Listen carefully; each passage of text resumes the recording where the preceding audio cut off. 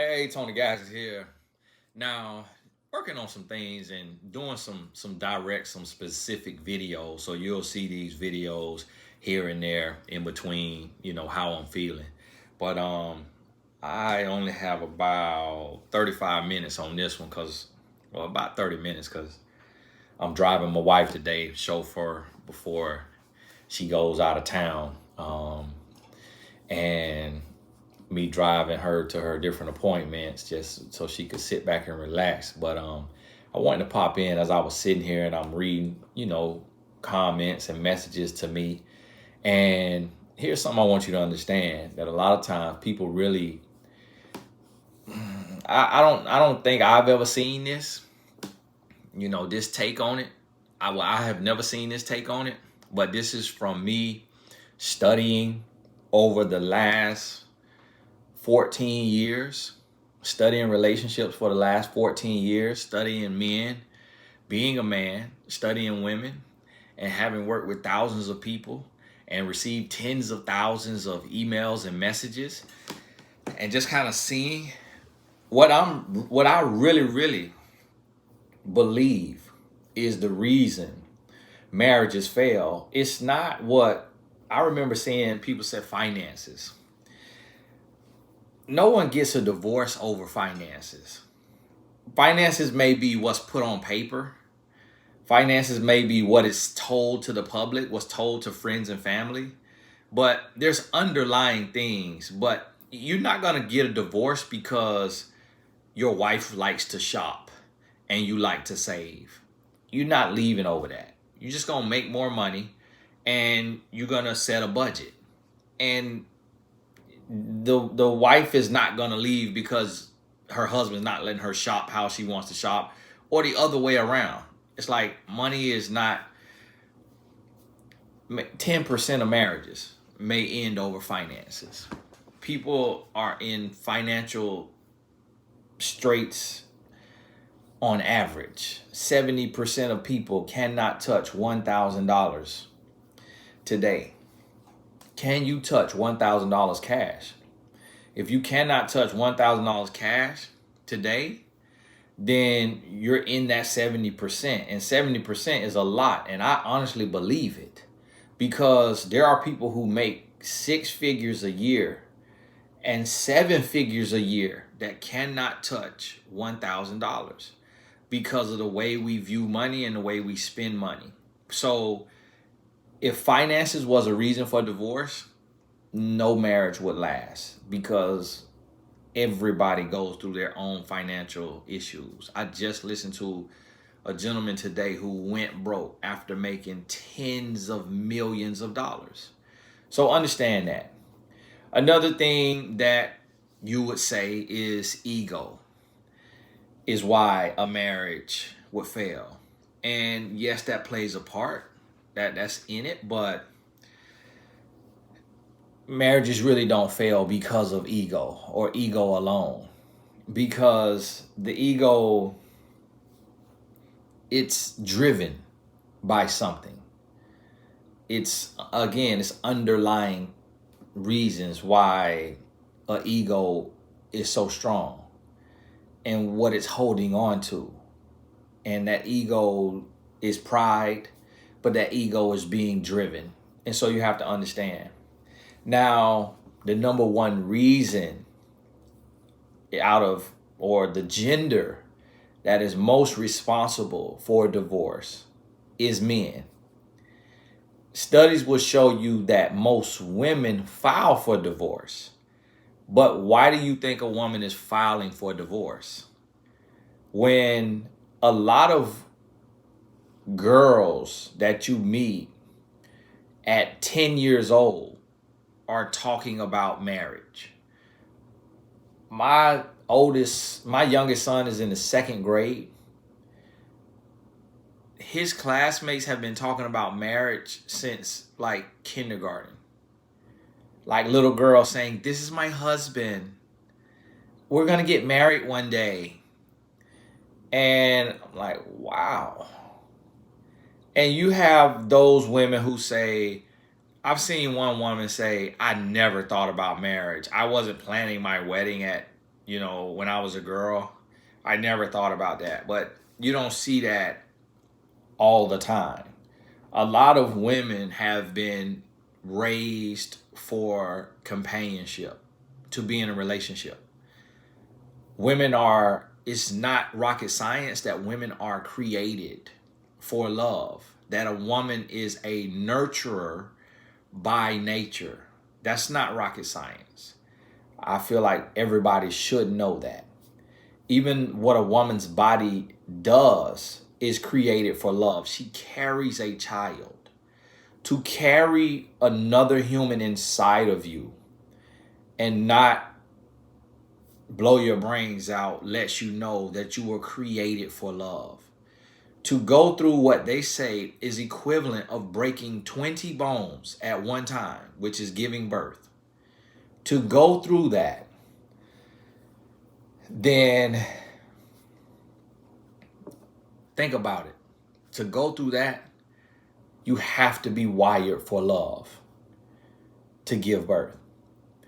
That in a woman's life, the closest she comes to death is giving birth. What is the experience like when a man is getting that woman pregnant for the man? Do we as men come close to death when our woman gives birth?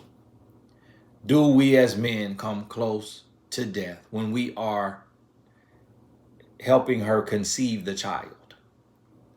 So a woman has to be wired for love. A woman is created for love. To have a body part that men almost idolize, this right here on a woman, and to give birth, and then that child feeds from these.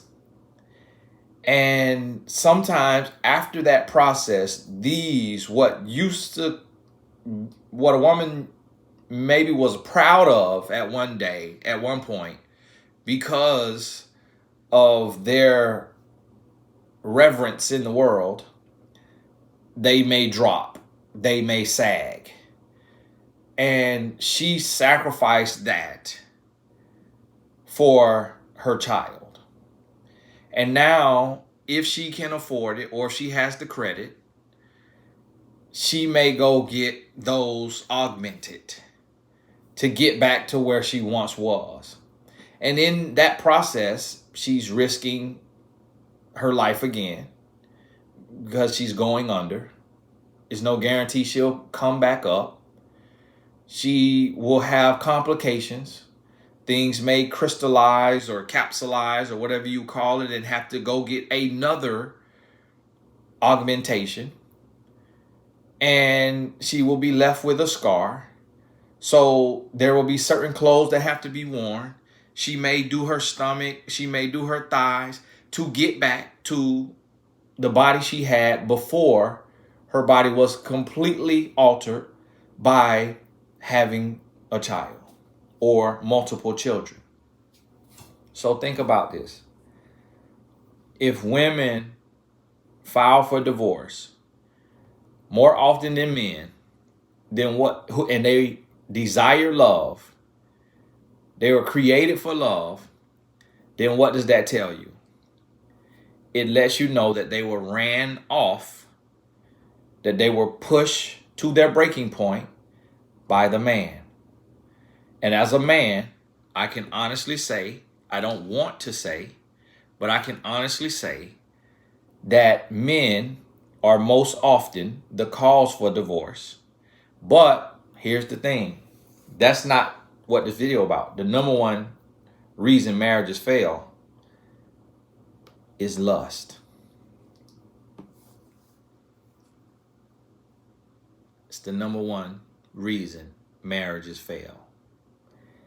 Everything else that is negative is driven from that point. It's lust. It's untamed, unbridled, unchanneled lust. Whereas if a man could channel his lust for his wife. As the good book says, to ravish in her bosom. If he could channel his lust for his wife and not give it anywhere else, everything would change. I know this because I tried it. So guess what I did? When I stopped lusting, and this probably took 2 or 3 years into marriage, when I really said, you know what, I was 25 years old, because that lust drives a man's ego. That lust drives a man to cheat emotionally. Then the lust drives a man to cheat physically. Then that lust being driven to cheat puts the man on defense because he's trying to hide what he's doing. So now everything the woman says, he's on edge. And it makes the man snap. It makes the man rude. It makes him condescending. And the man will create arguments so that he has a reason to take a break from the relationship. So that he has a reason to sleep on the couch or in another bedroom. So that he has a reason to stay out all night. So that he can fulfill lust. So that he can cheat with another woman. Or so that he can indulge in the P word, nasty movie, uninterrupted. So that he can go on a nasty movie marathon and spank until no end. Or so that he can purchase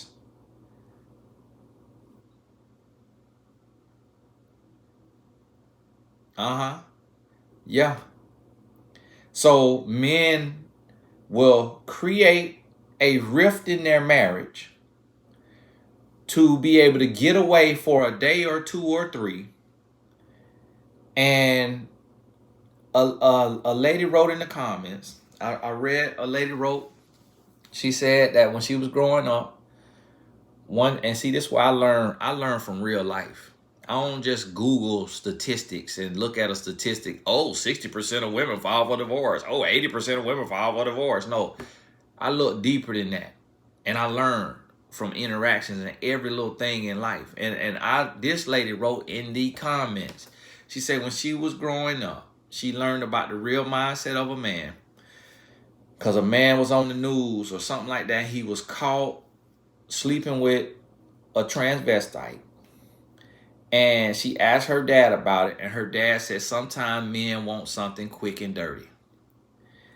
And she said, now for her father to say that, it let her know he had to understand the mentality and where this man was operating from. That right there is lust. It's driven by lust. And so from lust, guess what? When you lusting and you cheating with a phone and or computer screen and your hand, or you cheating with your mouth, or you cheating with your actual life, your physical body. Now everything else is a nuisance. Everything else is a bother. So that is why the finances and the conversations about finances blow up. It's because the man is already on edge. He's already tense. He's already hiding something. So he exacerbates the situation over finances. And then this becomes irreconcilable differences. The root is lust. When this woman files for divorce, if you are a woman and you have filed for divorce, what was the reason you filed for divorce? Put it in the comments.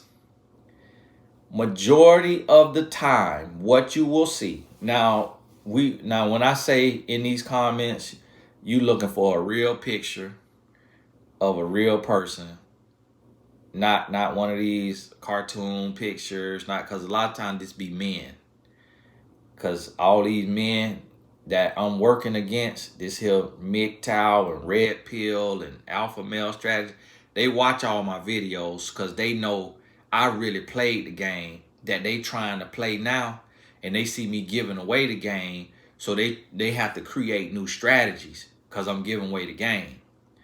And so they watch these videos, so they on here in the comments posing as a woman, arguing for toxic men, toxic masculinity, to skew the conversation, to derail the conversation. Yeah, I see you.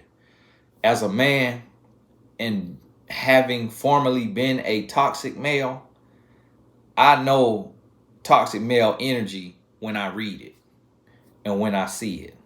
Even when it's a woman's name and a woman's face, I know that's a man, because I know a woman is not able to, on her own, think with toxic masculinity and express that as her viewpoint as a toxic male, and she's a woman.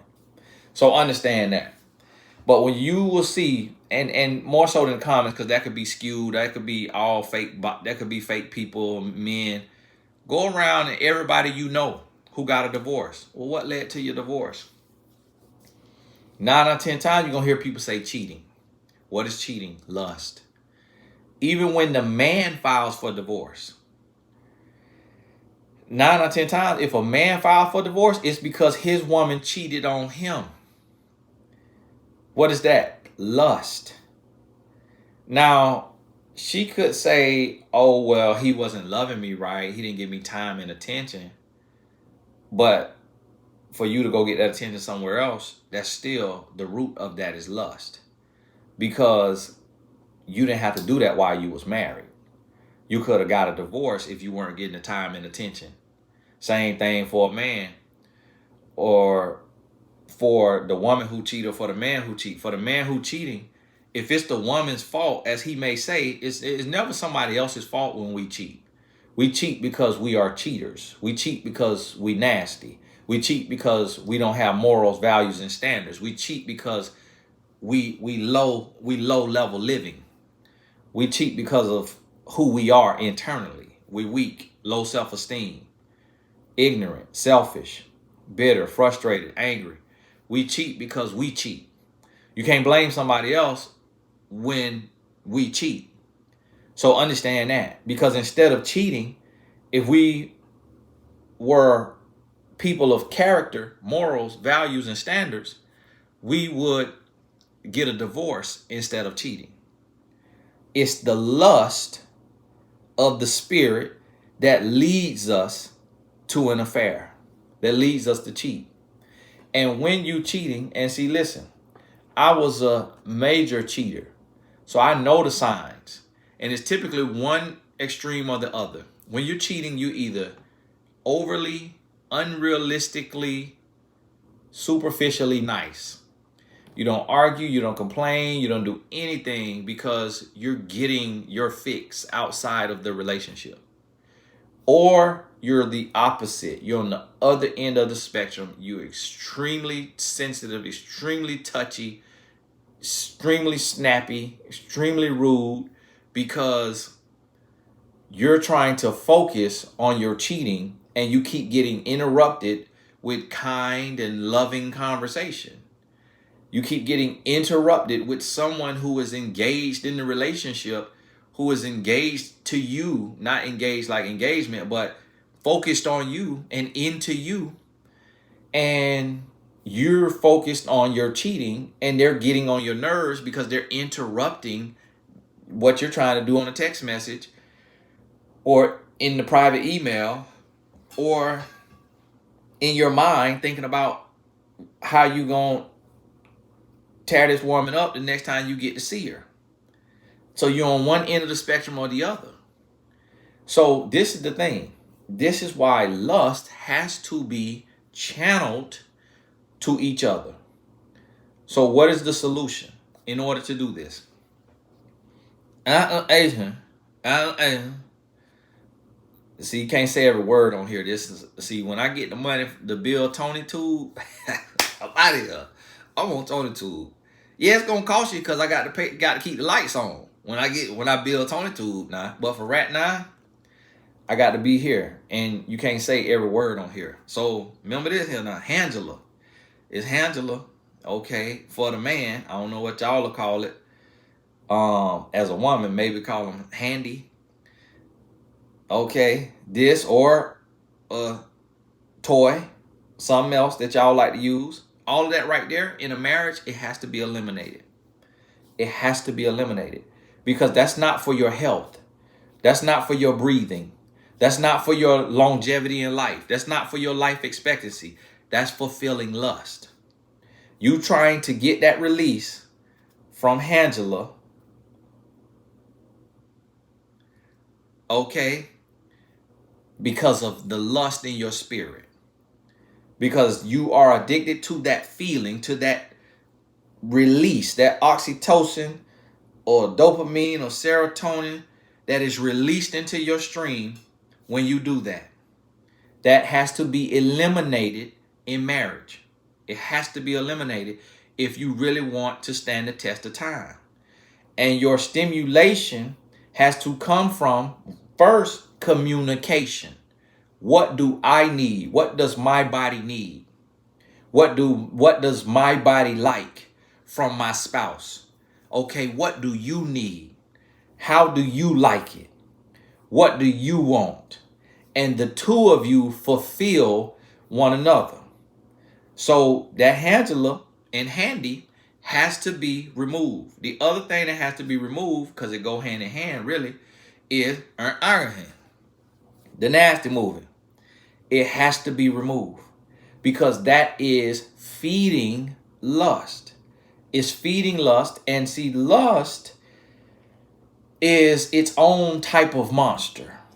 And if it is being fed the wrong way, the wrong things, it will get bigger and stronger and it will cause chaos. So you have to understand that this lust cannot be fed. So if you are, and so that's why I could have said the number one cause of marriages failing is alcohol. The P word is that there, because that. So this goes hand in hand. So if you want to say the number one cause is the nasty movie, you would not be wrong, because typically that's what it is if it's not the physical thing. You made different. Me personally, I have seen bits and pieces of a nasty movie, but I've never sat, and this me talking to you like real, 100% transparent. I've never sat and watched a whole one of those little scenarios. I'm not into that because I was into making my own in real life. So I was nasty, not like R. Kelly now, but I was nasty. And so you have two different types of people. Some people you want your experience. And then some people, they don't mind watching the screen and then, touching on themselves. I'm not that type of person. My college teammates used to sit in a room together as grown, musky men and watch nasty movies together. I could not wrap my head around that. I'm like, what in the world? Y'all in here watching this. You getting turned on, but you sitting next to a musky man. So what are you really trying to say? That you want to be turned on around a bunch of men? Y'all boys. Hey, now listen. If that's how you want to live, okay. Just let somebody know. Let somebody know you want you a man. Okay, because what y'all doing is a little strange. Okay, I'm up under me a woman. I'm over here with me a woman. Y'all boy watching this here on TV. They used to have the VHSs, put it in the little TV that had the VHS on it, and they would watch the thing on the TV. And it literally would be a minimum of 8 of my football teammates in college. I could not understand it. Some of them watching this video like, man, Tony, you throwing us under the bus. Man, it ain't like that. Man, hey, Okay. So listen to me. That right there, 18 years old. His mama and daddy done sent him to college. And he's sitting in the dorm room watching watching her earn with a bunch of men. Is that what your mom and daddy sent you to college for? Now on the flip side, I'm out there. My mom and daddy sent me to college. I'm out there doing me. Is that what they sent me to college for? No. But see, we feeding that. We feeding that, and it gets stronger.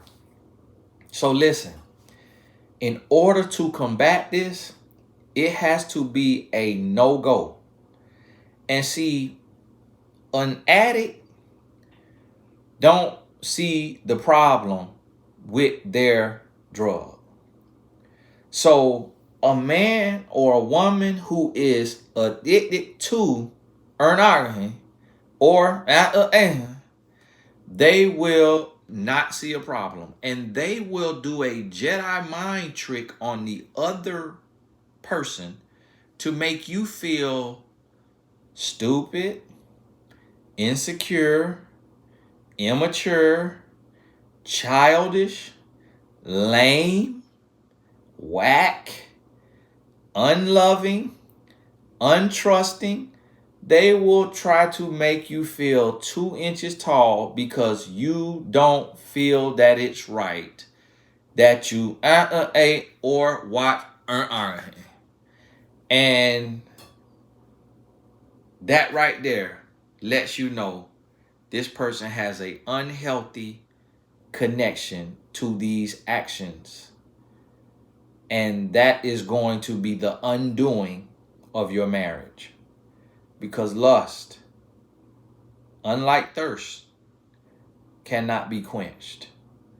When you feed lust, it gets stronger. So what I did in my marriage, and I talked to my wife, and she very, very adamant just about her, her life and how she does not mess around like that. Like, she don't mess around like that. And we had real deep conversations about that. And I really made a safe space and let them, the floor is open. Like, is that something that you do, something you into, something you want to do? And this how I know God called me to this.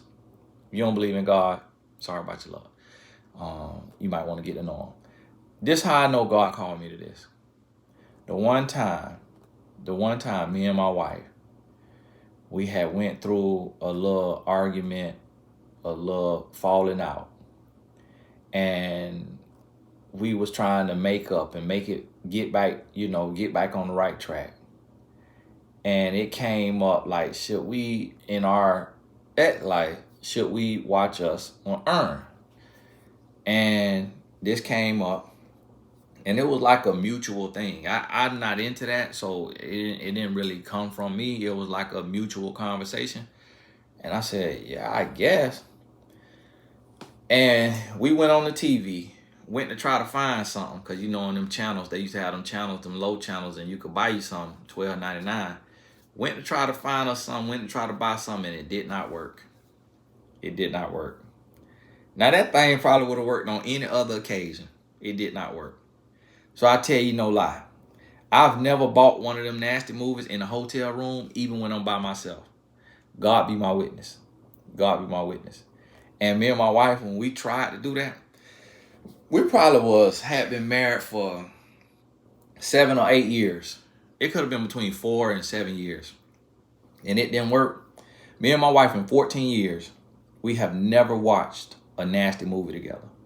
We've never watched a nasty movie. Yeah, we know what it is. Yeah, bumped into it on Google. Bumped into it on Twitter timeline. Yeah, you know what it is. We've never watched one together.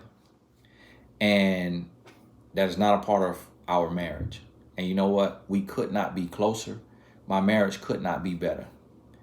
So I'm a living, breathing testimony that your connection as a couple will be so much stronger and so much better when you remove those external lust stimulations. That right there, Angela, 2-finger discount, 5-finger discount, okay, however, toys, and arguing, nasty movies. When you remove that from your relationship and the two of you do you, the two of y'all,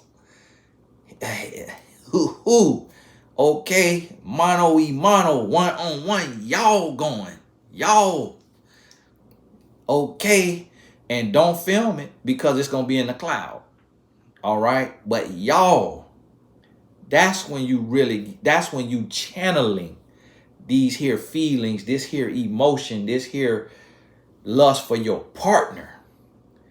And when you cut out everything else, your partner becomes the sexiest person you ever seen, sexiest person you know in your life. Hey, this Tony Gaskin. God bless. Hey, hard to hear. Gonna be a lot of arguing with this here. Hey, I'm living proof. I'm living it.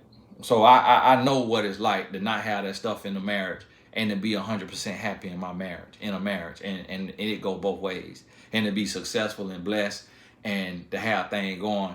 I'm here to tell you, and me being what I do as a relationship coach for the last 14 years.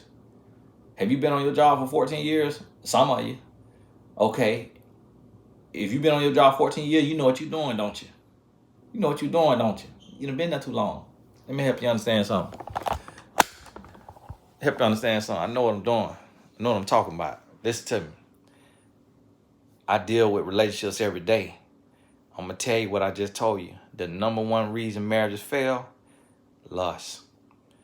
Untamed, unbridled, unchanneled lust. Pornography, lust. Hey, this is Tony. God bless you.